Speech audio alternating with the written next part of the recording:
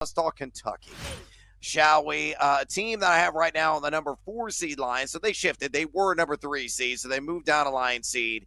They were crushed, really kind of beaten up by Auburn at home in Rupp Arena. The final score in that game, they lost 78-94.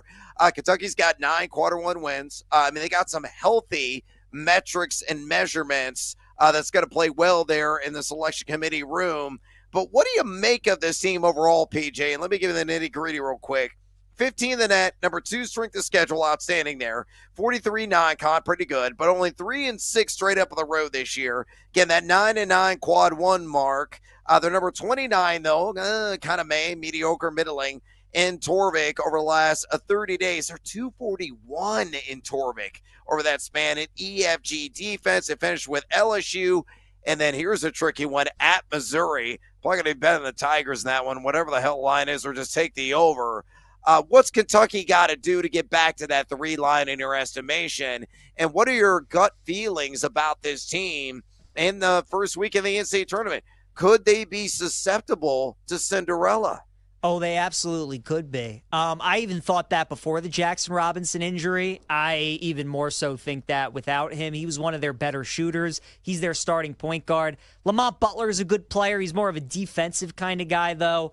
I don't like this Kentucky team, Brad. They're puzzling, though, because in the non-conference, they did beat Gonzaga and Duke on a neutral, right? So they've showed the ability to beat some really high-quality teams on neutral floors, but their defense, man. Look, Mark Pope runs a really good offensive scheme. They're a fun team to watch. It's kind of like last year's team, Brad, honestly. The defense isn't quite as bad, and the offense isn't quite as good, and they don't have as many NBA caliber players, but they got shooters all over the floor. They run through their big man, Amari Williams, who's a 6'10 center who does it all. So they're a fun team to watch, but they absolutely are susceptible to Cinderella. So I would keep an eye on Kentucky to be on upset watch. As for them to move up, certainly that Missouri win at the end of the year would help them. And then, obviously in the SEC tournament, if they're able to beat some of those top-tier teams, that will help them as well. We were talking to Jerry earlier, Brad, and I asked him, which conference tournament do you think is going to have the biggest impact on the NCAA tournament? And he said the SEC, and I completely agree with him, right? I mean, there are going to be 12, 13 teams that make it, that make the tournament out of that conference. So there's a good chance whoever Kentucky plays in the SEC tournament is also going to be in the big dance. So if they're able to win 2, maybe even 3 games, they're going to stack 3 quad one wins, and that'll give them a good chance to move up to that 3 seed line. But I just don't see that happening. Again, even with Jackson Robinson in the lineup, this was a team I was looking to fade, and with him, it's a team I'm even more so just looking to bet against in the tournament.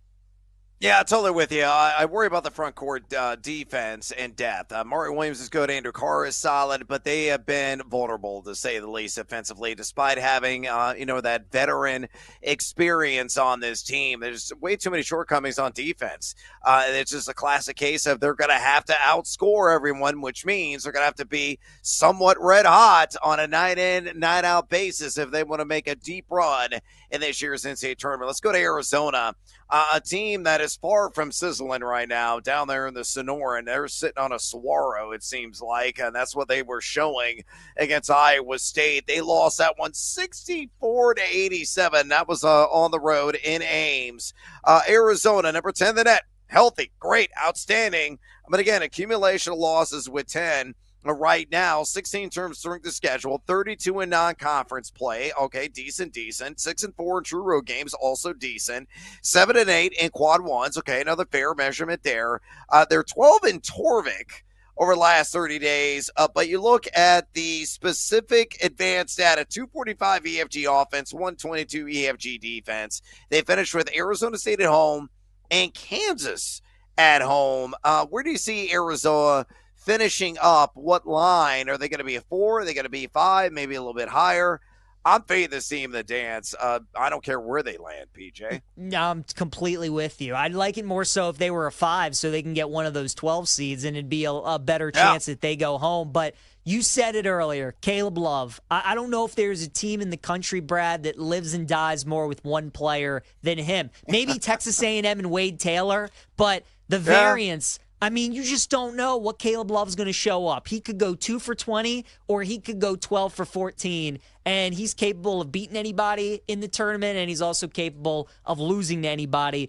Also, what scares me about Arizona, Brad, and people kind of forget this, they got off to a really slow start this season. They were 4-5 at one point. Then they rattled off all these wins in Big 12 play and became obviously a higher seed, but they lost to Wisconsin, Duke, Oklahoma, West Virginia, UCLA in the non-conference. And look, all these teams are going to be in the tournament. We'll see what happens with Oklahoma. But again, they lost to all these teams on a neutral site, right? So I don't really like what Arizona showed us in the non-conference, what they showed us during Feast Week. I don't love the fact that they rely so much on Caleb Love, who usually more bad things happen than good. So I'm with you. I'm fading Arizona.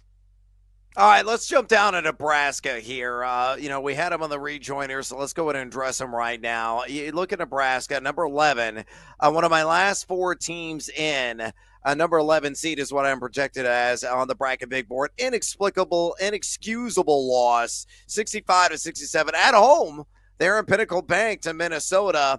And a team, all they had to do was go 2-1 down the home stretch. The math is starting to get complicated. They're 57 in the net, not great. 32 SOS, okay, that's a plus. 188 in non-con SOS, that's a downside. 5-6 in true road games this year, not too bad. 5-9 in quadrant one games, also not too bad compared to other members there on the bubble.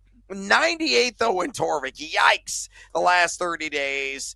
They finish at Ohio State. That's tomorrow night. That's a must win in my mind. And really, they got to beat Iowa too and probably win a game in the Big Ten tournament. If they lose the game against the Buckeyes, how far do they got to go, assuming they beat Iowa in the Big Ten Conference tournament, to have more than a puncher's chance of getting at large? Yeah, usually every year, Brad, there are those games on that Wednesday and Thursday at Champ Week where there are teams that are playing bubble games that, I mean, they're fighting for their tournament lives, and Nebraska's certainly going to be one of those teams. So they got to win their final two games. I mean, that Ohio State game tomorrow is just that's so big for both of those teams. Yeah, and then Iowa, you have to win that game at home. You look at Nebraska, though, like so many missed opportunities this season. Lose to Minnesota by 2, lose to Michigan by 3, lose to St. Mary's by 3, lose to Maryland by 3. All these games, one possession, they haven't been able to pull out. But I think they got to win a game, if not maybe 2, in the Big Ten tournament.